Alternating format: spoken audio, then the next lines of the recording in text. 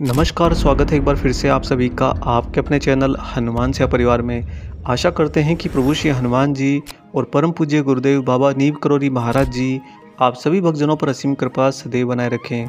दोस्तों, जब आप अपने ही गुरु, अपने ही ईश्वर के प्रति भक्ति के मार्ग पर समर्पित रहने के साथ साथ में पूर्ण रूप से ईमानदार भी रहते हैं, अपने जीवन के सारे कार्यों का बहुत ही ईमानदारी के साथ में निर्वाह करते हैं, तो ऐसे में क्या आपको पता है कि आपके स्वयं के गुरु, आपके स्वयं के ईश्वर आपके लिए कितने ज़्यादा लालायित रहते हैं।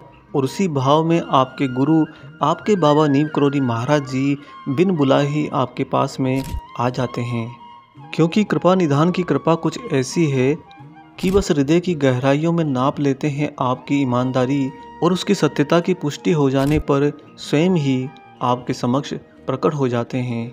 इसी साथ में हो सकता है कि जीवन आपको न जाने कितनी बार या कभी कभार कुछ न कुछ उतार चढ़ाव दिखा दे, जिसके समक्ष आपके ही जीवन के अंदर कभी अभाव तो कभी पूर्ति का दृश्य आपके सामने हो। ऐसे हाल में जब आप अपने जीवन का सारा निर्वाह, सारे कर्म ईमानदारी के साथ में कर रहे होते हैं, तो महाराज जी उस अभाव को, जो आपके जीवन में अनायास ही आया होता है, जो आपके लिए कुछ चिंताओं का सबब बनता है, कहीं ना कहीं आपको थोड़ा सा परेशान और चिंतित भी करता है, महाराज जी उस अभाव को ना सिर्फ आकर पूर्ण करते हैं, अपितु इतना ज़्यादा भरकर जाते हैं कि आने वाले समय में फिर से अभाव आपके पास में ना आ सके। और यही होता है एक अलौकिक गुरु का अपने ईमानदार भक्त के प्रति सदैव लालायित रहना, सदैव उनके प्रति मोहित रहना। आप महाराज जी से जितना रीझ जाते हैं, बाबा तो स्वयं आप पर रीझे होते हैं। और इसमें महाराज जी सक्षम असक्षम, सफल या असफल, ज्ञानी या अज्ञानी, स्वस्थ या अस्वस्थ, यहाँ तक कि साधु और मनुष्य, किसी में कोई भेद नहीं करते। जिस पर परम कृपालु रामचंद्र जी के परम सेवक, परम दास, परम भक्त बाबा नीम करोली महाराज जी स्वयं रीझ जाएं, उस भक्त के प्रति महाराज जी का लालायित होना स्वाभाविक है। और इसके साथ ही ये भी दिखाता है कि महाराज जी वास्तव में पालनहार की भूमिका में यहाँ पर साकार रूप में विद्यमान हैं। महाराज जी इस जगत के आसपास के सारे ही दायरे को हर क्षण भलीभांति निहारते रहते हैं, जिसमें आप हो या नहीं हो। अगर आप हो और आप महाराज जी के सामने प्रत्यक्ष ना हो, तो भी महाराज जी आपको निहारते हैं। और जब आपको आपके ही स्थान पर संपूर्ण रूप से ईमानदारी से अपनी जिम्मेदारियों को और अपने कर्मों को वहन करते देखते हैं, तो महाराज जी दौड़े चले आते हैं। और दोस्तों, महाराज जी वास्तव में क्यों अपने भक्त को इतना सारा देते हैं? क्यों भक्त जितना सोचता है या जितना खोता है, उससे भी कई गुना ज़्यादा बाबा उसे देते हैं?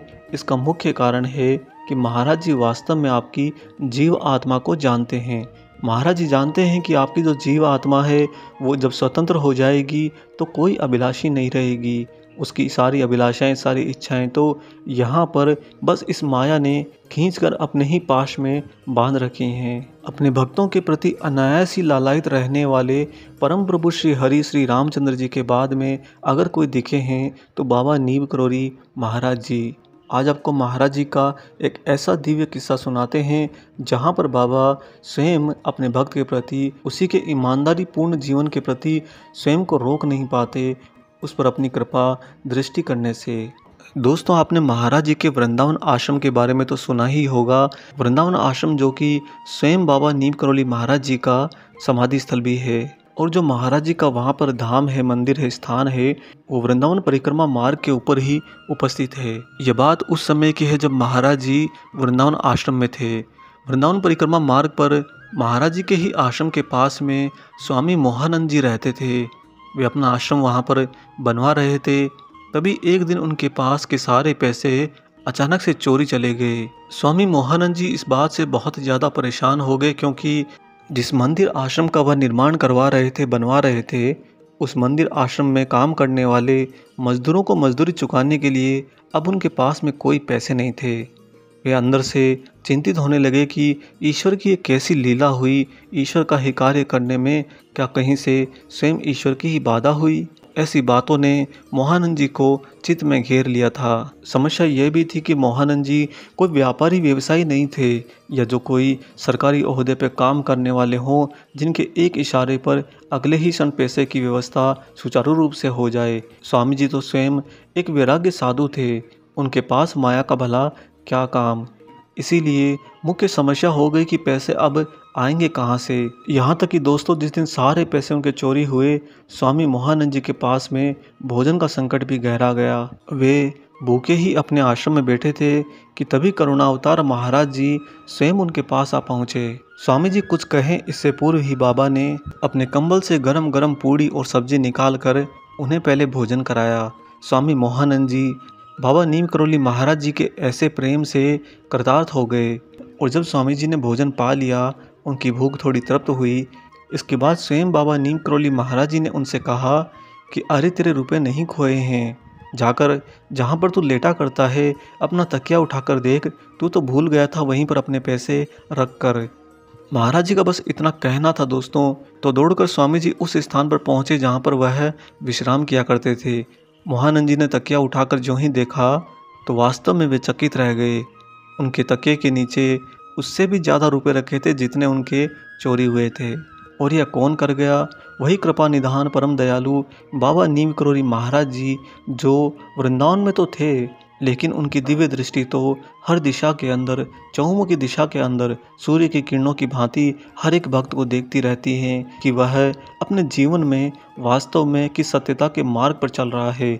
स्वामी मोहानंद स्वामी जी यूँ तो वैराग्य थे, परंतु जो आश्रम वह बनवा रहे थे, जो कर्म वह इस भूधरा पर कर रहे थे, उसके अंदर वह बहुत ही ज़्यादा ईमानदार थे। पाई पाई का हिसाब रखते, एक एक मजदूर को समय पर मजदूरी देना, ना किसी के हृदय को आघात पहुंचाना, ना ही किसी के जीव आत्मा को दुखाना, यही उनके जीवन का परम आदर्श था। चाहे इसके लिए स्वामी जी को स्वयं को ही भूखा क्यों न रहना पड़ जाए, स्वयं को ही किसी अभाव में ग्रस्त क्यों ना होना पड़ जाए, स्वामी जी अपने इस जीवन में ईमानदारी के मार्ग से कभी नहीं हटते थे। महाराज जी हर समय ऐसे भक्तों को, चाहे वह साधु हो, चाहे मनुष्य हो, चाहे तपस्वी हो, चाहे मुनि हो, चाहे वह स्वस्थ हो, अस्वस्थ हो, ज्ञानी हो, विज्ञानी हो, हर दिशा के अंदर जो भी भक्त भक्ति करता है, चाहे वो किंचित मात्र भक्ति करता हो, चाहे वह परम भक्ति करता हो, लेकिन उस भक्त का इस दैहिक अवस्था में जो परम कर्तव्य होता है वह होता है पूर्ण रूप से ईमानदारी के साथ रहना। दोस्तों जो परम सत्य है, उसका जो परम मित्र है वह है संपूर्ण ईमानदारी। अगर आप संपूर्ण ईमानदारी के बिना अपने जीवन का निर्वाह करते हैं तो आप वास्तव में उस परब्रह्म सत्य से दूर रहते हैं, उससे विमुख रहते हैं। और इसका मुख्य कारण है कि वह परम सत्य, परम ईश्वर स्वयं ही आपको अपने नज़दीक भी नहीं फटकने देते। जब आपको उनके नज़दीक ही नहीं जाने दिया जाएगा तो भला आपकी भक्ति क्या काम आएगी। यहाँ पर आपने यह भी देखा कि ईमानदारी से जीवन निर्वाह करने वाले साधु के जीवन में जब पैसे चोरी हुए, एक अभाव ने आकर उनको ग्रस्त किया, तो स्वयं कृपा निधान बाबा नीम करोली महाराज जी उन्हीं के समकक्ष आ पहुँचे और ना सिर्फ उनके अभाव को भरा बल्कि इतना ज़्यादा दे दिया जिससे आने वाले समय में उस अभाव के द्वारा दोबारा ग्रस्त किए जाने की बहुत ही कम संभावना होती है। आप भी अपने जीवन के अंदर अगर महाराज जी के साथ हैं, बाबा के प्रति समर्पित हैं, तो ईमानदारी को अपना परम और संपूर्ण आधार बना लीजिए। जीवन में जब आप संपूर्ण रूप से ईमानदारी का निर्वाह करेंगे तो आपको परम सत्य यानी कि जो परम ईश्वर हैं उनके नज़दीक आने में कोई नहीं रोकेगा। जितना ज़्यादा आप यहाँ पर ईमानदारी के साथ रहेंगे उतना ही जल्दी जल्दी आप ईश्वर के और ज़्यादा वास्तविक यथार्थ में नज़दीक होते जाएंगे। और ऐसा होने पर महाराज जी स्वयं ही आपके प्रति इतना लालायित हो उठेंगे कि अपनी कृपा करने हेतु आपके पास में बिन बुलाए ही आ जाएं, बिन सोचे ही आ जाएं, बिन प्रार्थना किए ही आपको वो दे जाएं जिससे आने वाले समय में फिर से आपके जीवन में कोई अभाव ना हो। हम आशा करते हैं कि महाराज जी का एक कृपा प्रसाद भरा विशेषांग आपको ज़रूर पसंद आया हो।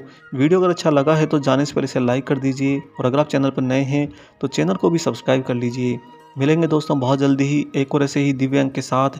तब तक अपना और अपने माता पिता का संपूर्ण ख्याल रखिए और परम प्रभु श्री राम जी का निरंतर गुणगान करते हुए बाबा हनुमान और बाबा नीम करोली महाराज जी की निस्वार्थ होकर सेवा करते रहिए। जय सिया राम।